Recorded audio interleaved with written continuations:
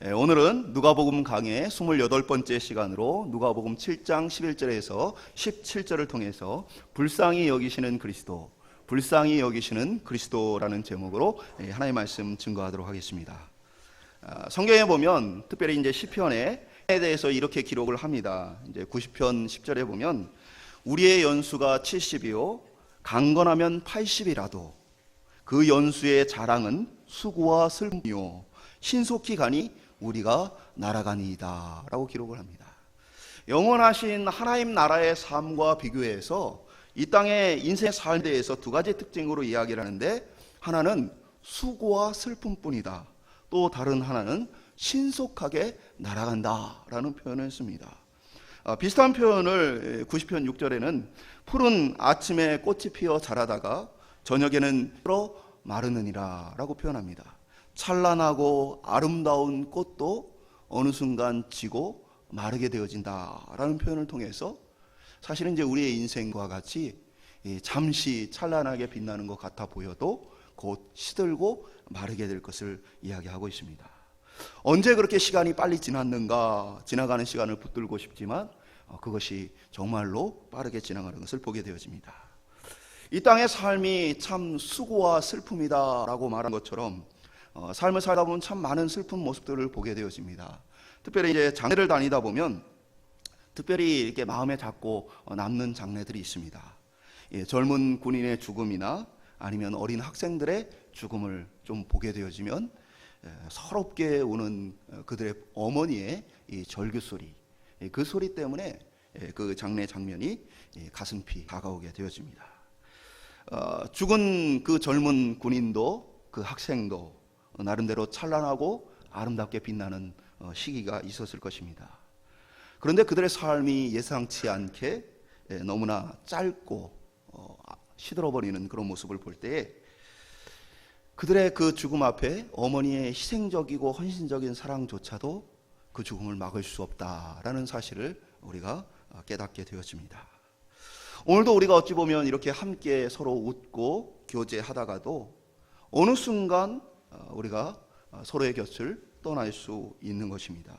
언제 찾아올지 모르는 우리 인생의 죽음 앞에서 사실 우리가 자랑하던 젊음도, 우리가 자랑하는 건강도, 또 명예도, 우리가 가진 어떤 배경도, 우리가 가진 지식도 지혜도 아무 힘을 발휘하지 못하게 되어집니다. 그리고 그 순간 이 슬픔은 우리의 삶 가운데 찾아오게 되어집니다.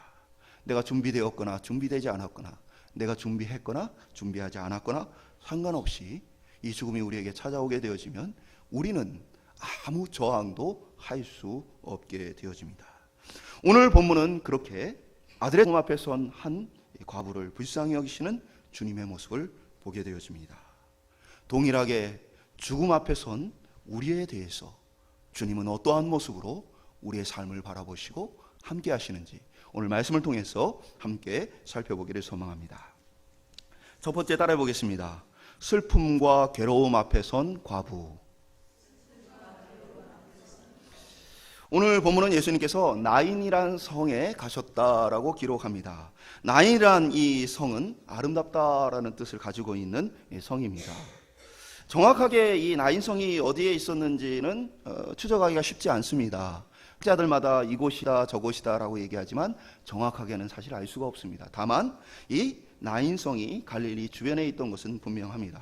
가버나움에서 이미 큰 기적을 경험한 수많은 사람들이 그 주변에 있던 나인성까지 예수님을 따르게 되어집니다. 그때 많은 무리와 함께 나인성을 향해 가실 때에 나인성에서 나오는 또 하나의 무리를 만나게 되어집니다. 그들은 바로 이 장례 행렬이었습니다. 그 성에 많은 사람들이 그 장례 행렬에 함께 있었다라고 성경은 기록하고 있습니다. 우리가 이걸 좀 시각적으로 보면 예수님과 함께한 많은 무리들이 나인성을 향해 가고 또 나인성에서는 많은 장례 무리들이 나오고 있는 모습을 보깁니다. 이 두 무리가 함께 만나는 이 장면이 연출이 되어집니다. 그런데 예수님을 따르는 무리들은 어떠한 심장과 어떠한 마음을 가지고 어떠한 분위기 속에서 예수님을 따랐겠습니까? 바로 말씀만으로 백부장의 종의 병을 고치시고 수많은 기적과 이적을 행하시며 말씀을 권위 있게 증거하시는 그 예수님을 바라보면서 예수님을 따르는 무리들은 기대와 소망으로 가득 차서 예수님을 따릅니다. 예수님을 따라가면 예수님이 또 어떤 일을 행하실까, 어떤 말씀을 하실까, 그들 속에는 소망 가득 찬 그 행렬의 모습이 있다면 그것과 정반대로 슬픔과 괴로움 속에서 울며 나오는 하나의 또 큰 행렬을 보게 되어지는 것입니다. 그 두 무리의 차이는 단 하나입니다. 그 자리에 누가 있느냐 하는 것이죠. 예수님이 계신 그곳에 기쁨과 소망과 생명이 흘러넘치는 모습을 보게 되어집니다. 그런데 이 기쁘고 아름다운 이 행렬 속에 또 다른 한면으로는 슬프고 괴롭고 안타까운 이 행렬이 이어지는데, 누가는 이 장례 행렬에 대해서, 그 장례 행렬이 얼마나 비참하고 안타까운지에 대해서 조금 더 구체적으로 설명을 해줍니다.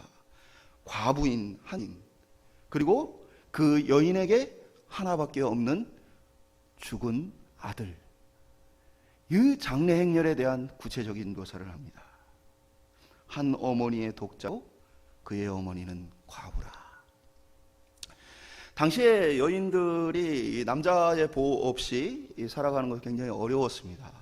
오늘날에야 여인들이 일도 할 수 있고 여러 가지 사회생활을 하기 때문에 큰 문제가 되지 않지만, 당시에는 여인들이 사회적으로 상당히 많은 제약을 가지고 있었습니다. 그러다 보니까 이 여인들에게 이 두려움은 어떤 것이냐면, 내가 혹시 자녀가 없이 죽게 되면 어떻게 될까? 내가 혹시 자녀 없이 과부로 살다가 죽게 되면 어떻게 될까라는 것에 대한 두려움이 있었습니다. 그래서 성경에서도 가장 불쌍히 여겨야 할 대상으로 고아와 과부를 이야기합니다. 유대인의 전통은 다른 민족들의 전통보다는 훨씬 더 어떻게 보면 복지가 잘 되어 있습니다. 왜냐하면 이 다른 지역에 있는 과부들은 여러 가지 약탈과 또 사기와 여러 가지 재물을 빼앗고자 하는 권모술수와 그리고 여러 가지 간음이나 이러한 문제들로 인해서 굉장히 큰 고통 속에 놓여 있다면, 그래도 이 유대의 전통 속에서는 하나님께서 고아와 과부를 불쌍히 여기라, 그들에게 먹을 것을 공급하고 그들을 돌볼 것을 말씀하셨기 때문에, 어떻게 보면 당시의 어떤 사회보다도 그래도 이 유대 사회는 과부들에게 있어서는 조금 더 살기 나은 세상이었습니다. 그러나 그럼에도 불구하고 이 유대 사회에서도 가난한 자들을 돌보게는 했지만, 그것이 그들을 넉넉하게 돌봄이 아니라 아주 극심한 궁핍함을 겨우 면할 수 있는 정도의 도움만을 주었습니다. 그렇기 때문에 이 여인의 삶은 사실은 굉장히 앞으로 힘겹고 어려울 것이 예상된 삶이었던 것이죠. 그리고 특별히 14절에 보면 예수님께서 이 죽은 아들을 향해서 뭐라고 부르시냐면 청년아라고 부르십니다. 그러니까 이 여인은 장성한 아들을 지금 잃은 것입니다. 그러니까 이 여인의 입장에서는 이제 다시 결혼을 해가지고 아이를 낳고 그의 미래를 책임질 사람을 세우는 것이 사실은 불가능해 보이는 것입니다. 오늘날에야 저희가 이제 수명이 길어지고 굉장히 건강하기 때문에 계속해서 이제 자녀들을 많이 낳을 수 있지만, 당시에는 사실 수명이 그렇게 길지 않고, 그리고 또 이렇게 먹고 사는 것이 어렵기 때문에 그러한 여인을 아내로 맞아서 아이를 낳고 그 아이를 책임져 줄 만한 그러한 어떻게 보면 따뜻한 사회의 넉넉한 모습은 아니었다는 것을 우리가 알 수 있습니다. 예수님 시대만 해도 벌써 오랫동안 전쟁이 끊임없이 일어났고 땅은 황폐화됐고 또 로마의 압제로 인해서 많은 세금으로 수탈당하고, 그러한 상황 속에서 먹고 사는 것 자체가 너무 힘겨웠기 때문에 어떻게 보면 이제 보호자가 없는 과부의 경우에는 너무 피곤하고 힘든 삶의 연속이었던 것이죠. 제가 이제 이 중동에 있을 때, 시리아가 한참 전쟁 중에 있을 때 저희 그 아랍어 선생님이 시리아 출신 분이었는데, 국적은 뭐 이스라엘, 그리고 정확하게는 팔레스타인이죠. 국적은 팔레스타인. 그러나 그 조상이 시리아로 건너가서 돈을 줍니다. 그 돈의 양이 그 사람을 얼만큼 존귀하게 여기는지 뭐 이런 것에 이 수단이 되어져요. 그런데 1달러 단돈 1,200원에 아내를 맡게 되어지는 상황. 그것은 그만큼 그 사회가 전쟁과 기근으로 힘겨워졌음을 이야기하는 겁니다. 그 무슬림 같은 경우는 이제 결혼하고 나서 이혼하고 싶으면은 3번 그 이혼 의사를 표현하면 끝납니다.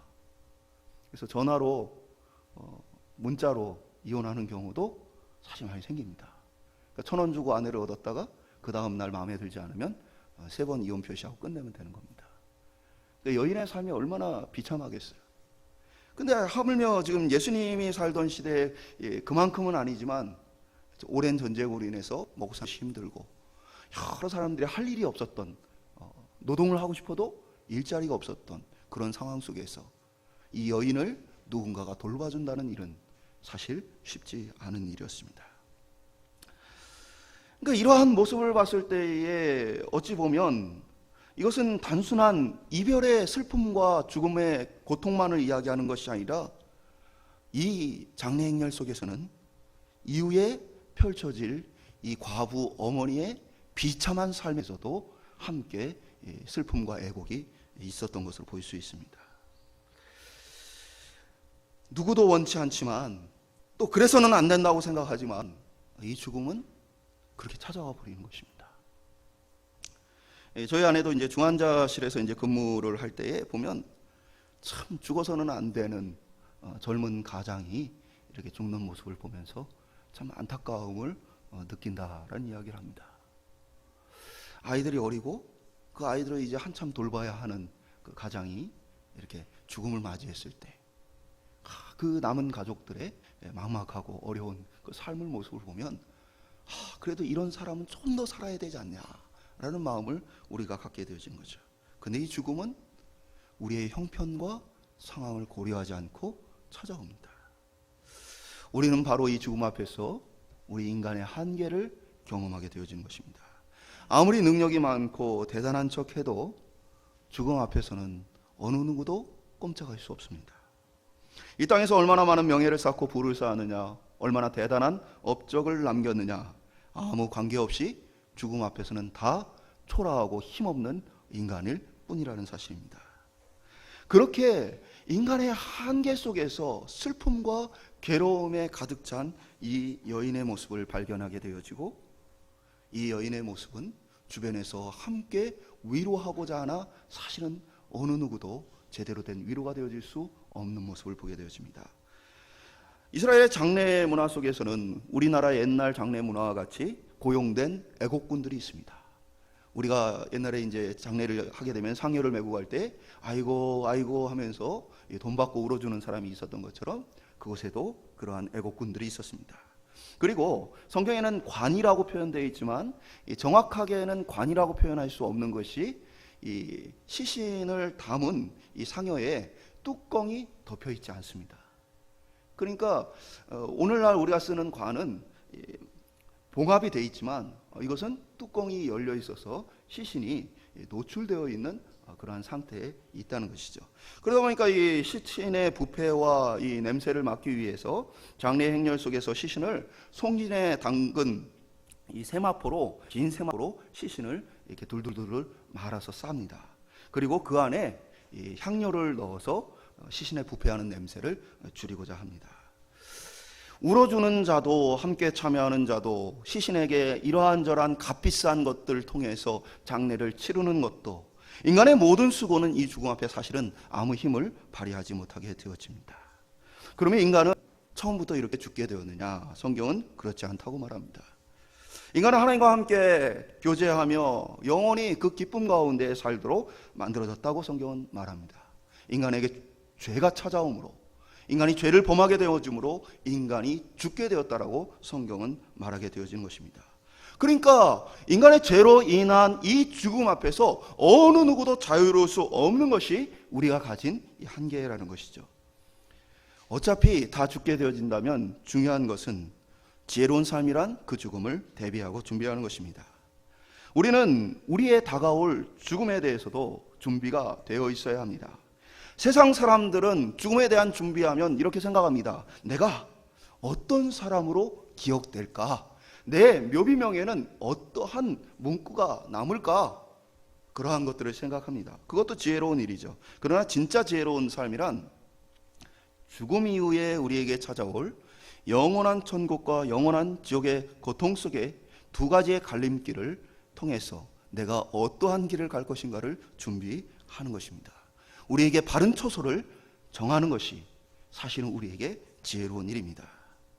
건강한 사람에게도 급작스럽게 찾아올 수 있고 아픈 사람에게도 때로는 아주 천천히 늦게 찾아올 수도 있습니다. 나이도 건강도 성별도 부도 명예도 어떠한 것도 하나님의 공의로운 이 심판 앞에서 소용없는 것을 보게 되어집니다. 그럼 우리에게 중요한 건 뭐예요? 준비되어 있느냐는 거예요. 우리 옆에 있는 분들에게 물어보겠습니다. 죽을 준비가 되셨습니까?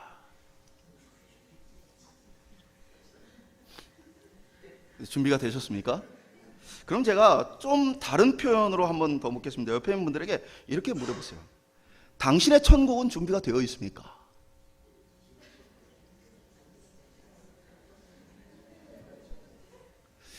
우리 모두가 맞는 인간의 한계, 바로 이 죽음의 문제 앞에서 우리가 하나님의 구원받은 백성으로서 준비되어 있을 수 있기를 소망합니다.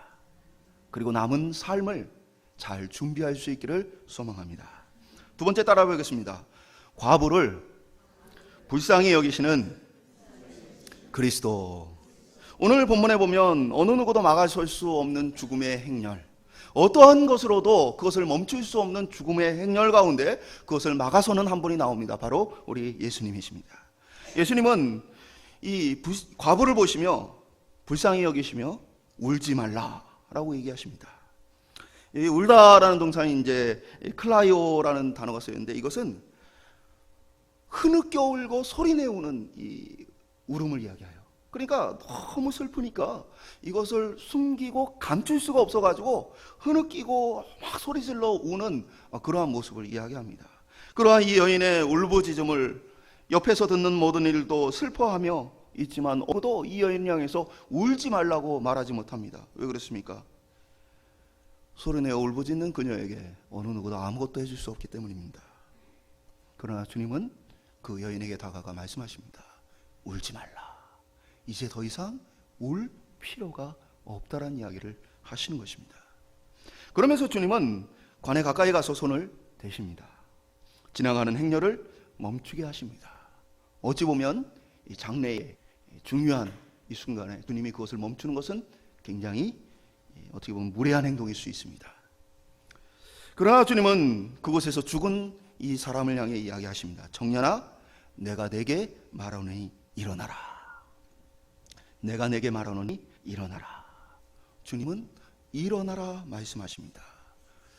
이것은 우리가 지난주에 살펴봤던 백부장의 종의 병을 예수님께서 말씀만 하시면 낫겠습니다라는 백부장의 말과 같이 예수님이 말씀하셨을 때에 그것이 이루어지는 것과 같이 주님이 오늘 말씀하심에 일어나라 하심에 그가 일어나게 되어지는 모습을 보게 되어집니다.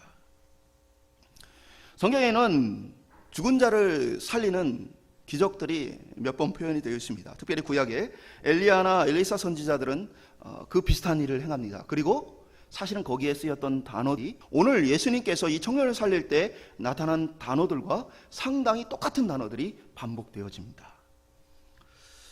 다만 그들과 예수님의 차이, 사르밧 과부의 아들을 살렸던 엘리야, 수넴 여인의 아들을 살렸던 엘리사와 오늘 이 청년을 살린 예수님의 차이라면 구약의 선지자들은 그들이 기도함으로 간절히 구함으로 이들이 살아났다면 오늘 예수님은 자신의 말씀과 명령만으로 이 청년을 살리신 모습을 보게 되어집니다. 이게 가장 큰 차이예요. 무슨 차이냐면요, 이건 권위의 차이예요. 권위가 어디로부터 나오는지를 보여주는 겁니다. 선지자들은 그들 자신의 그 권위와 능력을 가지고 있는 것이 아니고 하나님께서 그 권위와 능력을 가지시고 그들의 간구에 응답하심으로 죽은 청년이 살아나게 되어졌어요. 그러나 오늘 예수님은 기도를 통해서나 아니면 어떤 간구를 통해서가 아니라 자신의 명령과 말로써 자신이 하나님으로서의 가진 권능과 능력으로서 이 청년을 살려내시는 모습을 보게 되어진 것입니다. 누가복음 7장의 가장 중요한 핵심 키워드는 예수님은 누구인가입니다. 백부장이 만났던 예수님은 어떤 분입니까? 지난주에 살펴본 것 같이 그분은 온 땅을 말씀으로 창조하신 온 땅의 주인 되신 예수님입니다. 오늘 본문은 동일하게 온 땅의 주인 되신 예수님, 말씀으로 모든 것을 창조하신 하나님으로서의 예수님의 모습을 나타내고 있는 거예요. 그래서 예수님은 말씀으로 명령하심에 그 청년이 일어나 살게 되어진 것입니다. 이후에 예수님의 제자들도 병든 자나 아픈 자들을 고칠 때에 그들이 말합니다. 예를 들면 사도행전에 보면 이 베드로가 일어나 앉아서 일어나지 못하는 사람을 향해서 어떻게 얘기합니까? 내가 나사렛 예수의 이름으로 명하노니. 그래서 그들의 모든 것도 권위가 어디에 있어요? 예수님에게 있다는 사실을 보게 되어집니다. 이러한 모습을 봤을 때 오늘 본문은 예수님이 누구신가? 바로 말씀으로 세상을 창조하시고 다스리시는 하나님이시다라는 것들을 오늘 보여주게 되어집니다. 다만 백부장에게 나타났던 일과 오늘 이 과부에게 나타나는 일의 차이는 어디에 있습니까? 백부장은 자신이 믿음이 있었고 또 주변의 사람들이 요청하는 것에서 예수님께서 기적을 일으키셨다면 오늘 본문은 과부는 요청하지도 않았고 주변의 사람들도 예수님께 부탁하지 않았다는 것입니다. 이걸 통해서 우리가 볼 수 있는 것은 기적과 이적을 나타내시고 놀라운 능력을 나타내시는 그것은 때로는 우리의 믿음과 관계없이 그리스도의 긍휼히 여기고 불쌍히 여기시는 은혜로 베풀어진다는 사실입니다. 사실은 믿음보다도 그리스도께서 우리를 불쌍히 여기시는 이 마음 때문에 이 마음을 우리가 사랑이라고 표현하죠. 그리스도의 이 사랑 때문에 우리 가운데 놀라운 은혜가 베풀어진다는 사실이에요. 어떻게 보면 우리는 천국에 합당한 사람과는 좀 거리가 멀 수 있습니다. 백부장과 같이 대단한 믿음을 가지고 있지 못할지 모릅니다. 그의 삶 가운데에 원수인 사람들조차도 그를 사랑하고 그를 위해 머리를 조아릴 만큼 우리 주변에 있는 우리를 미워하는 사람들을 우리가 사랑으로서 대하지 못할지도 모르겠습니다. 그러면 우리는 대번에 이렇게 생각할 수 있어요. 나에게는 백부장 같은 믿음이 없으니 하나님의 은혜와 하나님의 놀라운 역사하심은 나하고 관계없구나 생각할 수 있어요. 그러나 오늘 본문은 그렇지 않다라는 이야기를 하고 있는 것입니다. 우리에게 당장 백부장과 같은 놀라운 믿음이 있지 않더라 하더라도 주님이 우리의 연약함과 우리의 안타까운 모습을 아시기에 먼저 우리에게 다가와 우리에게 놀라운 일을 행하실 수 있다는 사실입니다. 사실은 우리가 믿음의 대가로서 주님의 은혜를 입은 것이 아니고 그리스도께서 우리를 불쌍히 여기시는 그 사랑 때문에 우리가 은혜를 입은 것이기 때문입니다. 다만 주님께서 우리의 믿음을 키워가기 원하시기에 우리의 믿음의 분량을 따라서 역사하시고 믿음을 키워나가시기 위해서 믿음을 따라 구할 때에 놀랍게 일하실 뿐입니다. 믿음이 있어야만 주님의 은혜가 있는 것이 아니고 사실은 모든 자에게 주님의 긍휼과 사랑이 부어질 수 있다는 거예요. 그리고 사실은 그 긍휼과 사랑 때문에 우리가 믿음도 가질 수 있게 되어진 것이죠. 저와 여러분에게 유일한 위로는 바로 예수님께서 우리를 사랑하신다는 사실입니다. 우리의 믿음 때문이 아니고 우리의 어떠함 때문이 아니고 우리를 먼저 주님께 사랑하셨다는 사실입니다.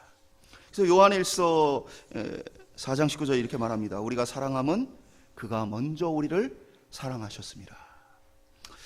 우리에게 소망은 죽음을 이기신 주님이 우리를 먼저 사랑하고 먼저 불쌍히 여기셨다는 것입니다. 혹시 아직도 내가 믿음이 부족하기 때문에 주의 도우심과 은혜는 나와 관계없다라고 낙심한 분이 혹시 계십니까? 저 사람에게는 역사하시는데 왜 나의 삶은 역사하시지 않으실까? 내가 뭔가 부족하기 때문에 하나님 내 삶에 역사하시지 않으신 건가? 고민하는 분들이 계십니까? 우리의 어떠함 때문에 아니라 주님이 우리를 먼저 불쌍히 여기고 사랑하시기에 은혜가 베풀어집니다. 그래서 우리는 비록 지금 부족하고 연약해도 우리 주님 앞에 은혜를 구하는 거예요. 나의 모습이 어떠하더라도 나를 불쌍히 여기는, 자격이 없지만 나를 사랑하시는 그 주님 앞에 주님이 나를 외면하지 않을 거라는 그 믿음을 가지고 주님 앞에 나올 수 있는 거예요. 오늘 저와 여러분을 불쌍히 여기시고 사랑하시는 주님 앞에 나의 어떠함과 관계없이, 나의 자격이 있느냐 믿음이 있느냐 관계없이 먼저 그저 나를 불쌍히 여겨주시고 나를 사랑해달라고 주님 앞에 나갈 수 있는 저와 여러분 될 수 있기를 주님의 이름으로 축원드립니다. 마지막으로 따라해보겠습니다. 하나님께 돌리는 영광. 예수님께서 말씀하시자 죽었던 청년이 살아나고, 성경에 보면 일어나 앉고 말도 했다라고 기록을 합니다. 그리고 예수님께서 그를 어머니에게 주셨다라고 기록을 합니다. 이 광경을 지켜봤던 그 주변의 사람들의 반응을 모든 사람이 두려워하여 하나님께 영광을 돌렸다라고 기록을 하고 있습니다. 이는 앞서 언급드렸던 이 엘리야나 엘리사의 사역을 유대인들로 하여금 떠올리게 하는 거예요. 그러니까 이들이 뭐라고 얘기합니까? 우리에게 큰 선지자가 나타났다라는 이야기를 하게 되어진 거예요. 이 엘리야가 사르밧 과부의 아들을 살려주셨을 때 사르밧 과부가 이렇게 이제 얘기를 합니다. 내가 이제야 당신 하나님의 사람이시오. 당신의 입에 있는 여호와의 말씀이 진실한 줄 아노라. 그러니까 하나님께서 이 일을 하셨고 하나님이 당신과 함께하는 것을 내가 믿습니다 라고 이 여인이 고백한 거예요. 그러니까 주변에 있던 사람들도 동일하게 저 사람이 대단한 능력이 있다라고 말하기보다는 뭡니까? 하나님께 자연스럽게 영광을 돌린 거야. 이 모든 일은 하나님께서 하셨고 저 사람은 하나님이 보내신 사람이다. 그들의 생각에는 지금 엘리야나 엘리사 또는 모세와 같이 큰 선지자가 우리에게 다시 나타났다. 그것은 하나님이 자기 백성을 돌아보셨기 때문이다. 하나님이 이제 우리에게 회복과 구원의 은혜를 허락해 주시나 보다 라고 그들의 마음 가운데 기대와 설레함으로 하나님께 영광을 돌렸다는 사실입니다. 그들은 아직 예수님이 누구신지에 대해서는 정확하게 알지 못합니다. 그래서 큰 선지자라고 생각을 합니다. 그러나 그 소문은 온 유대와 그리고 주변 사방에 퍼지기 시작합니다. 제가 말씀드렸죠. 7장의 핵심 주제는 예수님 누구신가요? 그래서 저희가 다음 주에 다룰 세례 요한과의 이 본문 속에서 뭡니까? 예수님이 누구시냐를 세례 요한이 묻게 되시죠. 그때 뭡니까? 예수님이 누구신가가 온 땅에 퍼지기 시작했다라고 오늘 본문이 이야기합니다. 그랬던 이유는 바로 예수님께서 하나님의 성품과 하나님이 인간을 불쌍히 여기시고 사랑하시는 그 마음을 가지고 하나님 앞에 영광을 돌리기 위해 이 모든 일을 행하셨기 때문입니다. 그것은 우리가 그리스도와 같이 또한 불쌍히 여기는 마음을, 그리스도의 마음을 가질 때에 우리를 통해서도 나타나는 반응입니다. 우리가 주님의 마음을 가지고 하나님의 성품과 그리스도의 성품을 닮을 때 우리를 통해서 많은 사람들이 하나님께 영광을 돌리며 하나님을 발견하게 되어지는 것입니다. 그러기 위해 우리는 다른 사람을 그리스도의 눈과 마음으로 보는 것이 필요합니다. 인간의 가치를 이 물질로 따지면요, 한 사람을 가지고 비누 7장 만들 수 있는 지방이 있고 중간 크기의 못을 만들 수 있는 철분, 그리고 찻잔 7개를 채울 수 있는 당분, 성냥 2200계피를 만들 수 있는 인과 조금의 마그네슘, 그리고 이 소량의 석회와 칼륨과 유황이 인간에게 있다라고 합니다. 물질적으로 보면 인간은 가치가 없습니다. 아주 보잘것없는 것입니다. 그러나 우리 자신은, 우리 주변의 사람들은 그 이상의 가치를 가지고 있습니다. 인간의 존엄은 어디에서 오는가? 그것은 세상의 주인이신 그리스도께서 우리를 어떻게 여기시느냐에 달려있는 것입니다. 우리의 가치는 그리스도께서 우리를 사랑하시는 것만큼의 가치입니다. 하나님이 우리를 향해 가진 마음만큼의 가치입니다. 우리도 보면은 이제 그 사람이 얼마나 능력이 있냐, 얼마나 지위가 있냐 할 때에 가장 큰 기준이 뭔지 아세요? 권력자가 그 사람을 어떻게 생각하느냐요. 예를 들면 청와대든 아니면 어떤 권력기관이든 서로 나름대로 서열이 있습니다. 서열이 있지만 그 서열이 완전히 무용지물 되어지는 순간이 있는데 최고 권력자가 누구에게 마음이 있느냐에 따라서 낮은 자리에 있는 사람이라 할지라도 어마어마한 권세와 형포를 부릴 수 있고, 반대로 높은 자리에 있어도 신임을 받지 못하고 그의 지지를 받지 못하면 허수아비가 되어 있을 수 있라는 사실입니다. 아무 영향력 없고 힘없는 주변의 사람들이 나를 어떻게 대하느냐, 나를 어떻게 바라보느냐, 사실은 별로 중요하지 않아요? 중요하지 않아요. 세상 사람들이 나를 보는 건요, 겨우 그 수준이에요. 그러나 우리의 숨겨 진짜 가치는 하나님이 우리를 어떻게 보고 어떻게 대하느냐 하는 것입니다. 하나님은 독생자인 그리스도를 우리를 위해 십자가에 죽이시기까지 우리를 향한 가치를 인해 주셨습니다. 주님은 자기 자신을 십자가에 내어주기까지 우리를 소중하게 여겨주셨습니다. 우리는요, 그런 의미에서 본다면 아무 가치 없는 사람이 아닙니다. 세상에서 우리가 권세가 없고 돈이 없고 힘과 능력이 없다 할지라도 우리의 가치는 세상 사람들이 평가하는 그 정도의 수준이 되어질 수 없다는 것입니다. 우리에게 중요한 건요, 오늘 그리스도께서 하나님의 마음을 가지고 하나님의 그 성품을 가지고 그 과부를 불쌍히 여기셨던 그 마음처럼 우리 자신과 다른 이들을 그리스도께서 보시는 눈과 마음으로 바라보고 대하는 것이 우리에게 필요하다는 거예요. 그리고 그때에 하나님의 영광이 돌려진다는 사실입니다. 우리 옆에 있는 분에게 격려했으면 좋겠습니다. 당신은 존귀한 사람입니다.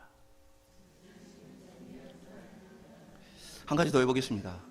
당신을 만나서 참으로 영광스럽습니다. 인간의 존엄의 가치는 하나님의 형상을 따라 만드신 사람 속에 있는 바로 그 하나님의 형상입니다. 그 하나님의 형상을 볼 때에 그 사람이 귀하고 가치 있고 그 사람이 대단하게 여겨지는 거예요. 하나님의 눈과 마음, 그리스도의 마음을 가지고 우리가 살 때에 형제를 또 자기 자신을 그렇게 귀하고 가치 있게 여기게 되어지는 것입니다. 사람은 인간의 어떠함 때문에 얘기를 합니다. 학력과 부와 명예와 배경을 가지고 사람들은 이야기합니다. 그러나 우리는 그러한 것을 초월한 사람들입니다. 오늘 저와 여러분이 서로를 하나님의 형상으로 지어받은, 하나님께서 사랑하시는, 그리스도께서 십자가에 자기 자신을 내어주기까지 아끼시는 그러한 나와 옆에 있는 형제들을 보일 수 있기를 주님의 이름으로 축원드립니다. 말씀을 맺겠습니다. 하나님 없는 우리 자신을 생각한다면 금방 피었다가 금방 지는 꽃과 같고 잠시 후에 사라지는 안개와 같습니다. 바람과 같이 빠르게 지나가는 시간 앞에 죄로 인해 죽음 앞에 아무 저항도 할 수 없는 초라한 모습입니다. 가졌던 모든 것도, 누렸던 모든 것도 이 빠른 시간과 함께 다 사라져버리는 인간입니다. 괴로움과 슬픔에 눌릴 수밖에 없는 존재입니다. 그러나 그리스도께서는 죄로 인해 고통받는 우리를 사랑하셨습니다. 우리가 어떤 자격이 되어서 조건을 가져서가 아니라, 우리 어떤 믿음을 가져서가 아니라, 사실은 그 이전부터 주님은 우리를 사랑하셨고 먼저 우리에게 차와 손을 내밀어 주셨습니다. 주님은 오늘도 우리를 불쌍히 여기십니다. 그리고 우리를 고치기를 원하시고 우리에게 새로운 생명과 삶을 주시기를 원하십니다. 오늘 우리 자신 안에 그 사랑이 머물러 있는 것을 볼 수 있기를 소망합니다. 내 안에 있는 그 사랑을 볼 때에 우리의 상처난 마음과 우리의 어떻게 보면 찢겨진 마음과 우리를 억누르는 모든 우울감으로부터 자유로워질 수 있기를 소망합니다. 그리고 또한 옆에 있는 형제와 자매를 그렇게 볼 수 있기를 원합니다. 그리고 나아가 세상에 있는 모든 사람들을 그렇게 볼 수 있기를 원합니다. 당신은 존귀합니다. 당신은 높고 가치 있습니다. 당신 속에는 하나님의 형상이 살아 있습니다. 오늘 그렇게 우리가 다른 이들을 향해서 그리스도의 눈과 마음으로 대할 때 마음으로 바꾸셨던 것처럼 오늘 저희들의 삶도 변화되어지고 주변에 있는 많은 사람들의 삶도 변화시키는 주님의 사람으로 살 수 있기를 주님의 이름으로 축원드립니다.